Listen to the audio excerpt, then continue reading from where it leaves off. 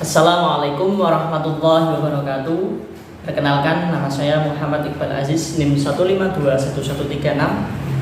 Di sini saya akan membahas mengenai tentang dasar hukum peraturan Mahkamah Konstitusi.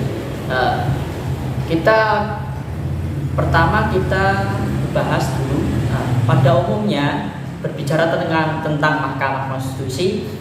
Pada umumnya berdirinya Mahkamah Konstitusi itu untuk dibentuk agar konstitusi itu berjalan, benar-benar dilaksanakan dan tidak dilanggar.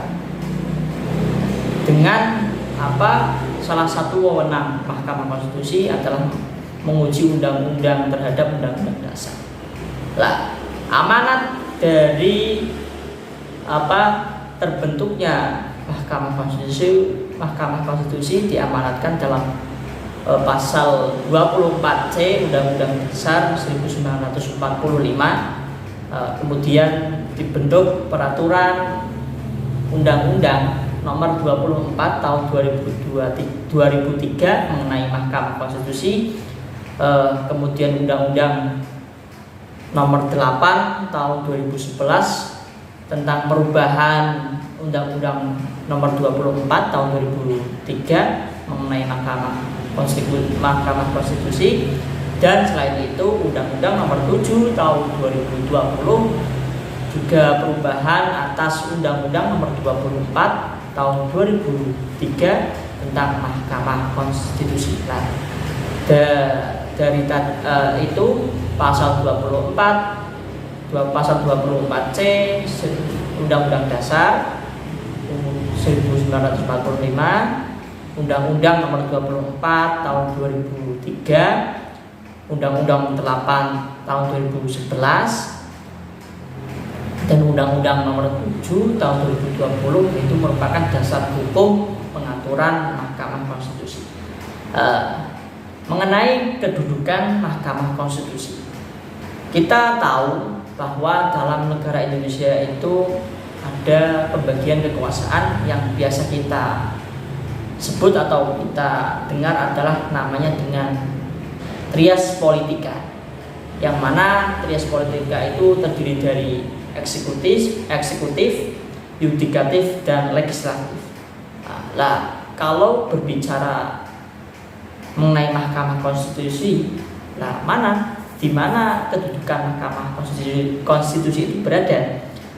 Kedudukan Mahkamah Konstitusi adalah bahwa Mahkamah Konstitusi adalah lembaga peradilan yang memiliki wewenang tertentu, yang mana memiliki kedudukan yang sama dengan lembaga peradilan lain seperti Mahkamah Agung, dan juga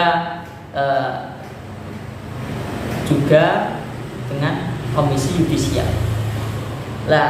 Adanya ketiga pembagian kekuasaan tadi antara yudikatif, eksekutif, dan legislatif itu merupakan wujud adanya hubungan agar terjadinya checks and balance antara lembaga negara.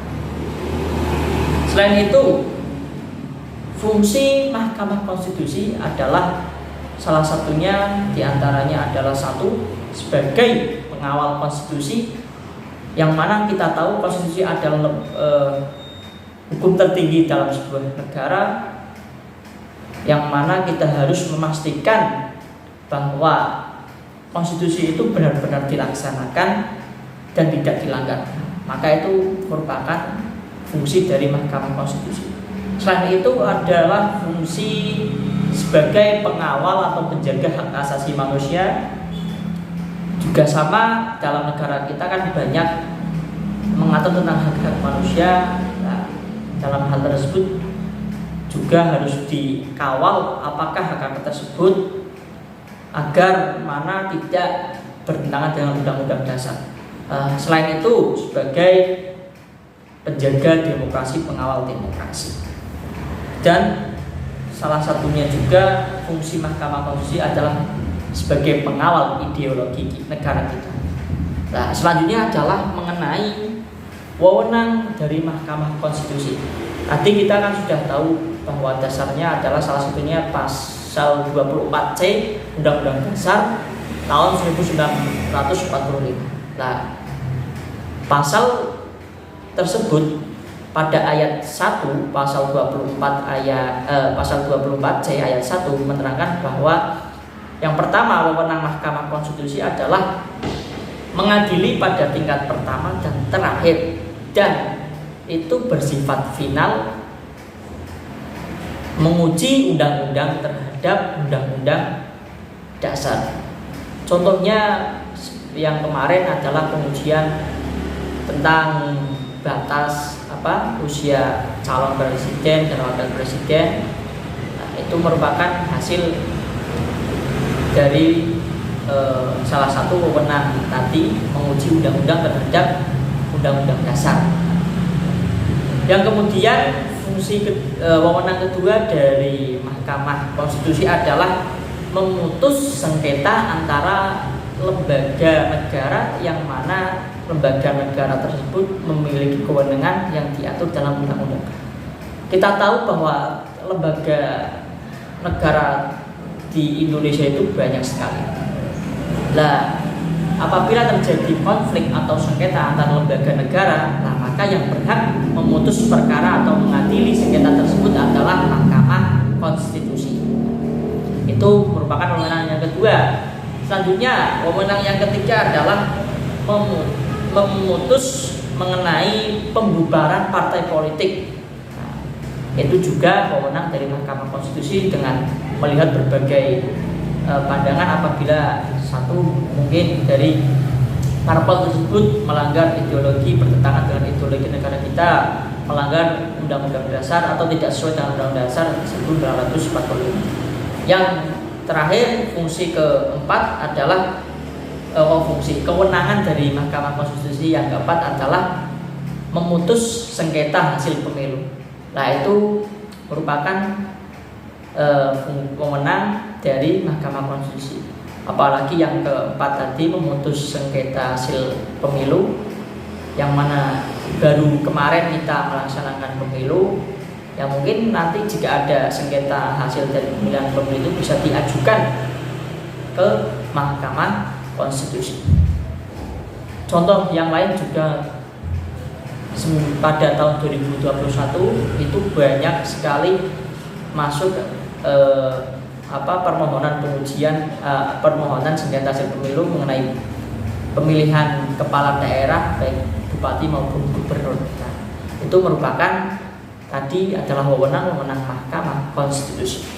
Nah, selain memiliki kewenangan, juga Mahkamah Konstitusi memiliki kewajiban yang tercantum pada pasal 24C ayat 2 yang mana berbunyi Mahkamah Konstitusi wajib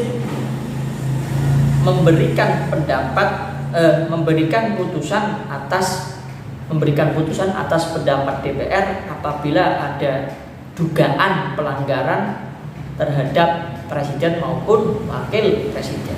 Nah, itu apabila presiden atau wakil presiden itu melakukan pelanggaran atau kita pencabutan presiden atau